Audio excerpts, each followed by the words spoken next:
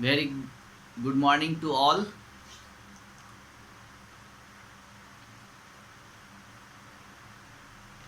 आज हम लोग चैप्टर 8 का जो क्वेश्चन नंबर A3 का 2 से स्टार्ट करेंगे। सो turn page number 72 please. Page number 72 निकालिए। और क्वेश्चन नंबर A3 का कल हम लोगों ने 1 क्वेश्चन तक कर लिया था, 1 का ABC। आज हम लोग क्वेश्चन A3 का 2 करेंगे। ओके, A3 का क्वेश्चन नंबर 2 का A से स्टार्ट करेंगे। ओके, तो चलिए हम लोग देखते हैं। यहाँ पे फर्स्ट क्वेश्चन जो क्वेश्चन है वो पोएम सॉरी स्टोरी से एक लाइन लिया गया है। I wish that I could, sorry ये पोएम ही है और पोएम से एक लाइन लिया गया है। I wish that I could set A snare. कहते काश मैं एक जाल सेट कर पाता, है ना, जाल होता जिसमें मैं जाल सेट कर पाता, सेट ए स्नेयर, और उसमें विंड को फंसा पाता, है ना। तो ये लाइन स्पीकर बोलते हैं, ठीक है। और ये किसे बोलते हैं? तो विंड से। कहते हैं कि काश मेरे पास एक जाल होता और जिसमें मैं तुम्हें फंसा पाता, लेकिन मुझ में इतनी हिम्मत नहीं है ना। To catch you but I would not dare. लेकिन मुझ में इतनी हिम्मत नहीं है। इससे रिलेटेड क्वेश्चन है कि who said these words and to whom. ये शब्द हु सेड दिज वर्ड्स, ये शब्द जो है, ये वर्ड्स जो है किसने कहा और किससे कहा? Who said these words and to whom, ये किसने कहा और किससे कहा? तो ये जो है लाइन स्पीकर ने विंड से कहा था कि काश मेरे पास एक जाल होता जिसको सेट करके मैं उसमें आपको तुम्हें फंसा पाता, ताकि मैं तुम्हें उसमें फंसा पाता, लेकिन मुझ में इतनी हिम्मत नहीं है। तो चलिए 2 का A लिखिए। The speaker said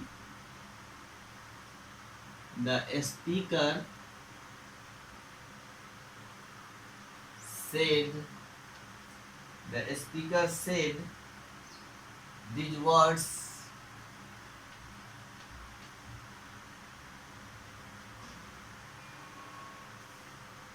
to the wind। Okay, ये लाइन जो है और स्पीकर ने विंड से कहा था, है ना। ये सब जो है स्पीकर ने विंड से कहा था। नेक्स्ट क्वेश्चन है question number B। What did the speaker wish. Speaker की क्या इच्छा थी? स्पीकर का इच्छा यही ना था कि वो एक जाल बिछाए और उसमें विंड को फंसा ले।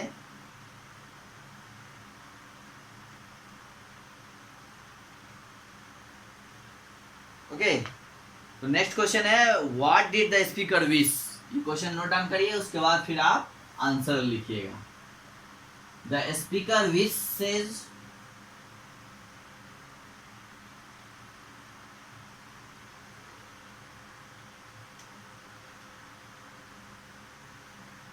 the speaker wishes to set up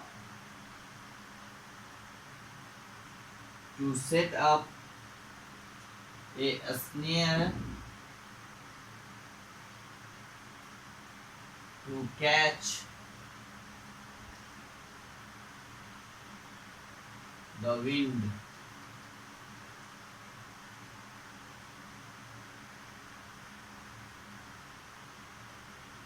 okay, next का B का आंसर हो गया द स्पीकर विशेज, यानी स्पीकर की इच्छा ये थी कि to set up a snare, एक जाल बिछाया जाए, है ना, टू कैच द विंड, यानी विंड को पकड़ने के लिए, उसमें फंसाने के लिए एक जाल बिछा के उसको उसमें पकड़ा जा सके। Okay, next question is C। What is snare. Snare क्या होता है? तो ये एक तरह का जाल है। Snare is a trap for the catching birds और स्मॉल एनिमल्स, यानी पक्षियों को फंसाने के लिए और जानवरों को, छोटे छोटे जानवरों को फंसाने के लिए जो यूज़ किया जाता है जाल, उसको हम लोग स्नेयर बोलते हैं। ओके, तो देखिए question number C।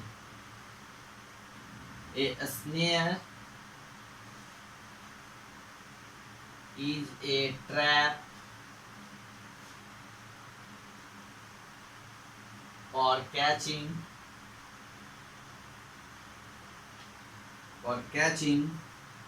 birds or small animals. Okay, so a snare is a trap for catching birds और स्मॉल एनिमल्स, राइट। तो ये आपका आज 2 का क्वेश्चन नंबर ABC ये डन हो गया। A3 का 2 का ABC 1 कल हम लोगों ने कर लिया था। चलिए अब हम लोग देखते हैं पेज नंबर 73 पे, वर्ड वाइज, है ना। यहाँ पे question number topic number B1, right. Read this sentences, कह रहा कि सेंटेंसेज को, यहाँ जो वाक्य दिए हुए हैं उनको पढ़िए। A wind mill has a machine for grinding grain into floor, है ना। यानी एक विंड मिल जो है has a machine for grinding grain into floor, यानी उसको ग्रेन को, अनाज को जो है वो आटा बना देता है ना। The postman handed me a letter, यानी पोस्टमैन जो है वो हमें क्या करते हैं, लेटर हैंडेड करते हैं, हाथ में लेटर देते हैं, है ना। तो यहाँ पे हम लोग 2 वर्ड देख रहे हैं, क्या देख रहे हैं,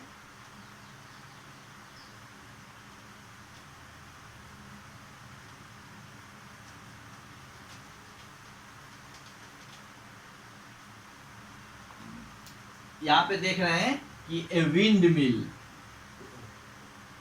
विंड मिल, और दूसरा जो लेटर है पोस्ट मैन, है ना। दोनों को हाईलाइट किया हुआ है, ग्रीन कलर में किया हुआ है।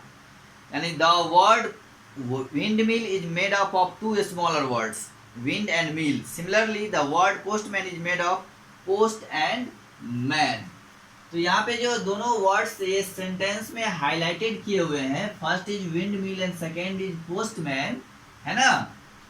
तो ये जो वर्ड्स हैं, wind mill is made of 2 smaller words like wind and plus mill, okay. And second is postman is made up of 2 smaller words like post plus man, है ना। ये जो दोनों वर्ड हैं विंड मिल एंड पोस्टमैन, ये दोनों words 2 छोटे छोटे वर्ड से मिल के बने हुए हैं। जैसे विंड प्लस मिल तो विंड मिल, पोस्टमैन तो पोस्ट प्लस मैन, तो इन दोनों वर्ड से मिलके पोस्टमैन बना है ना। तो ये जो वर्ड्स हैं, तो इस तरह के वर्ड्स को हम लोग क्या कहते हैं, है ना। यानी when 2 smaller words are joined together, when 2 smaller words are joined together, the new word is called a compound word. जब 2 छोटे छोटे वर्ड से मिलकर एक नया वर्ड बनता हो तो उस वर्ड को हम लोग कंपाउंड वर्ड कहते हैं। क्या कहते हैं, कंपाउंड वर्ड। कंपाउंड वर्ड का मतलब होता है जो 2 वर्ड से मिलके एक वर्ड बनता है, एक नया वर्ड बन जाता है। तो वैसे वर्ड्स को, वैसे शब्द को हम लोग कंपाउंड वर्ड कहते हैं, राइट। जैसे एग्जांपल्स में और भी नीचे दिए हुए हैं, जैसे देखिए सूट, SUIT प्लस केस, तो क्या हो गया, सूटकेस, एक नया वर्ड बन गया सूटकेस, ठीक है। आर्म प्लस चेयर, है ना। आर्म का मतलब बाँ, चेयर मीन्स कुर्सी, ओके। तो आर्म चेयर हो गया, ये arm chair, okay. Paint plus brush,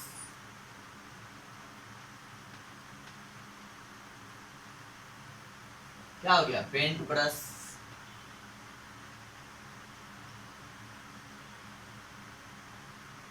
okay.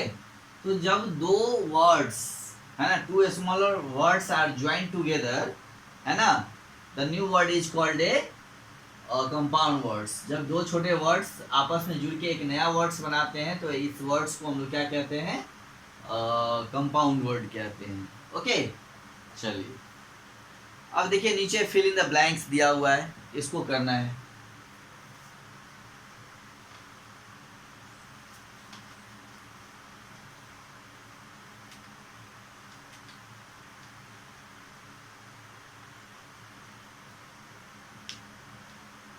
अब देखिए यहाँ पे जो है फर्स्ट में टी लिखा हुआ है, T plus fill in the blanks, और यहाँ वर्ड बना हुआ है टी स्पून, है ना। तो यहाँ पे कौन सा वर्ड आ जाएगा, टी के साथ क्या है, स्पून, तो यहाँ पे SPOON, स्पून आ जाएगा। इसको हम लोग कंपाउंड वर्ड बोलते हैं। क्या बोलते हैं, कंपाउंड वर्ड, राइट। इसी तरह सेकेंड में देखिए black plus fill in the blanks है ना, फिल इन द ब्लैंक्स है, और यहाँ पे इक्वल टू लिखा हुआ है ब्लैक बोर्ड।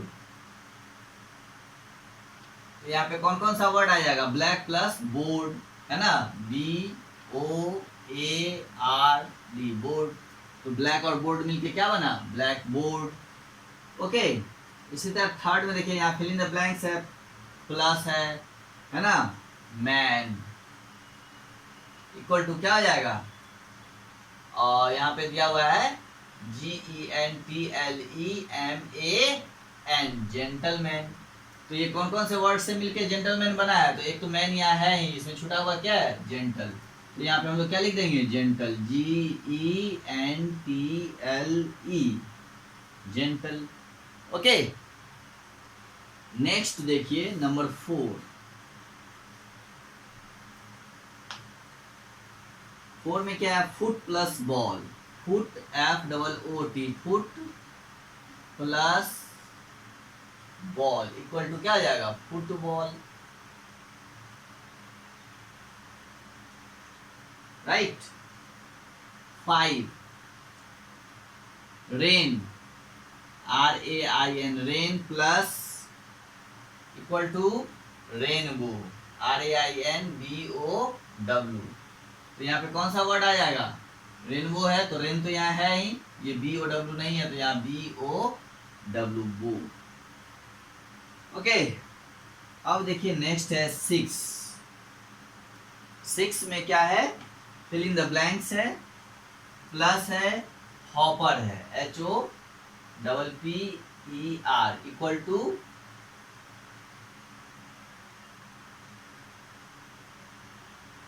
ग्रास हॉपर, ठीक है। तो ये क्या हो जाएगा, यहाँ पे हॉपर है ही, इसमें हॉपर है ही, छुटा हुआ क्या है, तो ग्रास। कौन कौन से वर्ड से मिलकर बना थे, grass plus hopper equal to grass hopper, right. तो इस तरह से और जो है आपका ये fill in the blanks complete हुआ। अब नेक्स्ट है क्वेश्चन नंबर B2। यहाँ पे लिखा हुआ है underline the compound words, make sentence with any two, ठीक है।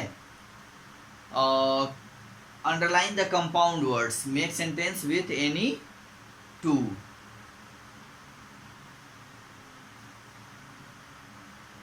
चलिए पहले इसमें हम लोग कंपाउंड वर्ड जो है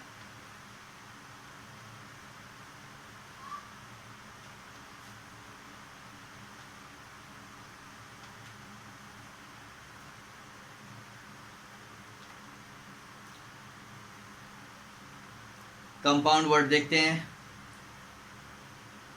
और पैसेज को पढ़ते हैं। पहले हम लोग देखते हैं, the moonlight was so soothing to the tired travellers that they slipped off near the haystack, there was a windmill nearby the scarecrow was gleaming in the light, we could hear the waterfall near the campsite। देखिए the moon light, इसमें जो first आपका compound word है वो है moon light. क्या है? Moon light was so soothing to the tired travelers that they slept off near the haystack. Next word जो है वो है हे स्टैक। ये आपका कंपाउंड वर्ड है, इसको आप अंडरलाइन ऐसे कर लेंगे बुक में, फुल स्टॉप है। उसके बाद there was a windmill. Windmill तो अभी बताए ही आपको, windmill nearby the scarecrow. अब देखिए SCARECROW,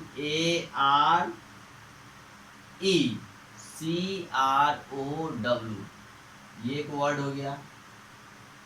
was gleaming in the light we could hear the waterfall. Water plus fall equal to waterfall, right?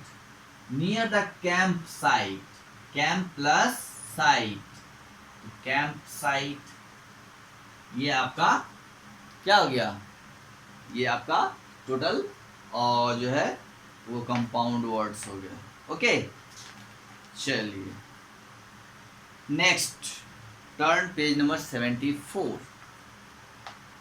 We have already learned that words that show the position or place of someone or something are called preposition of place. Some of the preposition of place we already know: in, on, under, over, inside, above, below, between and at, है ना। तो इसके बारे में हम लोग पहले भी पढ़े हुए हैं। प्रीपोजिशन मैंने आपको पढ़ाया हुआ था कि इनका यूज हम लोग अंदर के चीज़ों को दिखाने के लिए करते हैं, है ना।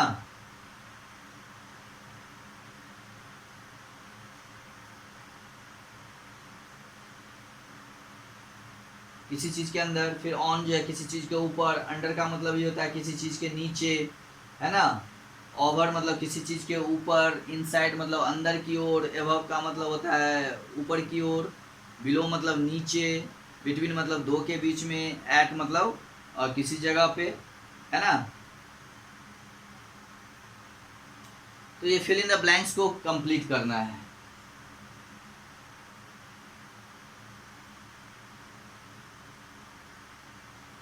चलिए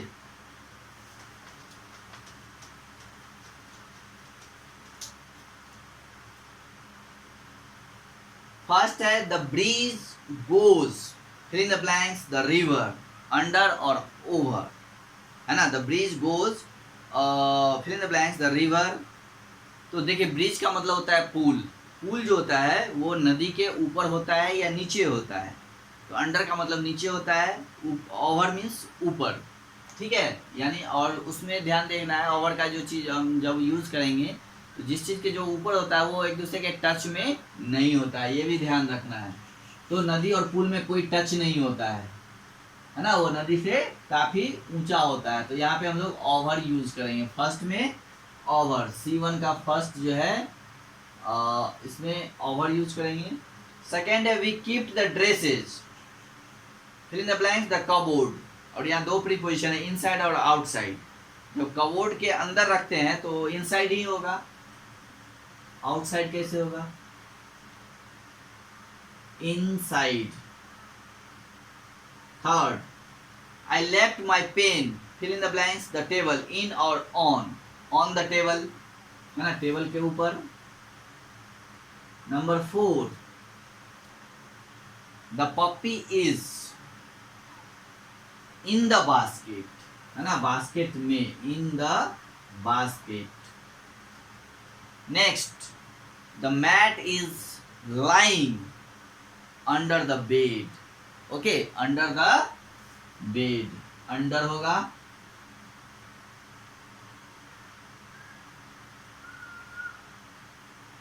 number 6, the old man sat over the tree या अंडर द ए ट्री, तो अंडर ए ट्री होगा।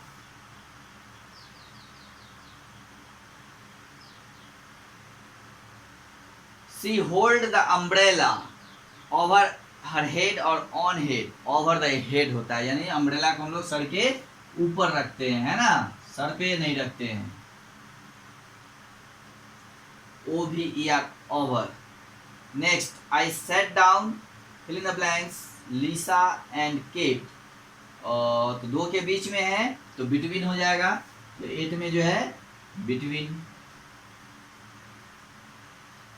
ओके, चलिए ये आपका fill in the blanks done हो गया। नेक्स्ट जो है, अब यहाँ फिल इन द ब्लैंक्स फिर प्रीपोजिशंस दिया हुआ है, उसके नीचे जो है और फिल इन द ब्लैंक्स कुछ वर्ड्स दिए हुए हैं और उसके नीचे फिल इन द ब्लैंक्स दिया हुआ है, और उन वर्ड्स की मदद से जो है फिल इन द ब्लैंक्स को कंप्लीट करना है। चलिए, तो अब देखिए C2 का फर्स्ट में द डॉक्यूमेंट्स आर, अब देखिए बिसाइड होगा, इनसाइड होगा, नियर होगा, इनटू होगा, बिहाइंड होगा, ओवर होगा, बाय होगा। तो इनवेलप का मतलब होता है लिफाफा, तो डॉक्यूमेंट्स हम लोग इनवेलप के अंदर रखते हैं यानी इनसाइड। ओके, तो फर्स्ट में क्या होगा, इनसाइड। चलिए, inside the envelope. Tina is hiding, fill in the blanks the tree, hiding the tree, तो ट्री के पीछे हम लोग छिपते हैं, है ना, तो behind the tree, BEHIND, behind. ठीक है, Ravi sits, fill in the blanks me in the class, तो Ravi sits beside me, beside का मतलब था बगल में, BESIDE, beside me in the class. The horse jump over the fence, यानी घेरा को, और फेंस का मतलब होता है घेरा, तो जंप ओवर द फेंस यानी फेंस के को जंप कर जाना, कूद जाना, तो यहाँ ओवर हो जाएगा, क्योंकि फेंस पे टकरा के नहीं जाते हैं, जब भी जाएंगे तो घेरा के ऊपर से जंप करेंगे। The table is kept by the window, okay, by the window. Next, the new shop is just, the new shop is just near my house, near मतलब पास में, my house यानी मेरे घर के पास में। और 7 में तो लास्ट एक ही बचा, the boy dived into the pool, है ना, the boy dived into the pool। Okay, तो इस तरह से ये चैप्टर आपका अब समाप्त हो गया। ठीक है, अब हम लोग अगली क्लास में न्यू चैप्टर स्टार्ट करेंगे, chapter 9, meeting the little Prince. Okay, इससे पहले आप इन सारे क्वेश्चंस आंसर्स को रिवाइज करिए, वर्ड्स जो मैंने लिखाया है उसको रिवाइज करिए, और फिर हम लोग जब न्यू चैप्टर स्टार्ट करेंगे तो उसके भी वर्ड्स मीनिंग को करेंगे। ओके, और टिल देन आप तब तक इस क्वेश्चन आंसर को एक बार फिर से देखिए, बुक्स को फिर से पढ़िए और अच्छी तरह से रिवाइज करते रहिए। Okay, have a good day.